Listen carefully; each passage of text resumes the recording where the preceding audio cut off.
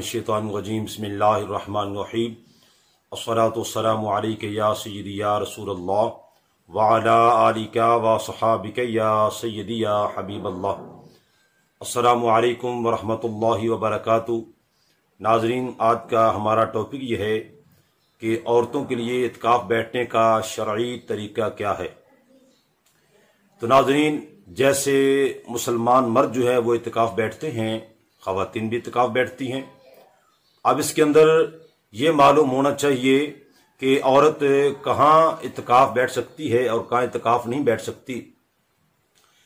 तो नाज़रीन, औरत के लिए जो शरन हुक्म यही है कि औरत को मस्जिद में इत्काफ बैठना ये मकरूह है, मस्जिद में इत्काफ नहीं बैठ सकती। चूँकि बुखारी शरीफ के अंदर ये हदीस मुबारक है कि रसूलुल्लाह सल्लल्लाहु तआला अलैहि वसल्लम आपने एक मरतबा इत्काफ बैठने का इरादा फरमाया।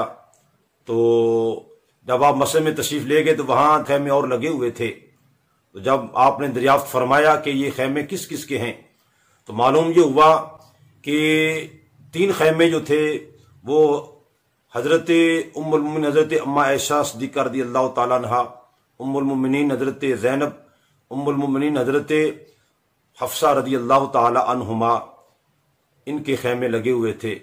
तो फिर रसूलुल्लाह सल्लल्लाहु अलैहि वसल्लम आपने नाराज़गी का इजहार फरमाया और फिर आपने ये फरमाया कि ये कोई नेकी है कि यानी मस्जिद में आपने उनके इत्काफ करने को आपने अच्छा ना समझा और आप इत्काफ आपने ना किया। फिर उसके बाद आपने यानी रमज़ान मुबारक के उन दिनों का फिर आपने इत्काफ नाराज़गी में ना किया और फिर शवाल के महीने में जाकर आपने 10 दिन का इत्काफ किया। इसलिए औरत का मस्जिद में इत्काफ करना ये मकरूह है। और औरत फिर किस तरह इत्काफ करेगी? बल औरत जो है वो अपने घर के अंदर ही एक किसी जगह को मखसूस कर लेगी जहां वो पहले इबादत करते हैं, जहां पहले नमाजें वगैरह पढ़ते हैं, जहां पहले कोई जगह नमाज के लिए मखसूस की हुई है। अब उसके लिए भी हुक्म ये कि वहां को ऐसा जनाब वह निशानदही वहां पे कर दी जाए कि ये जगह घर में नमाज पढ़ने के लिए है। मर्द हजरात जो घर में सुन्नत नवाफिल पढ़ने वो भी वहीं पढ़ा करें और औरतें जो है वो सारी नमाज वो वहीं पर अदा किया करें। तो वो जगह चूंकि एक मस्जिद करार दे दी गई है तो उस जगह पर औरत जो है वो इत्काफ करेगी। लेकिन अगर घर के अंदर किसी जगह को ऐसे मखसूस नहीं किया गया मस्जिद के लिए तो औरत फिर इस तरह इत्काफ नहीं बैठ सकती।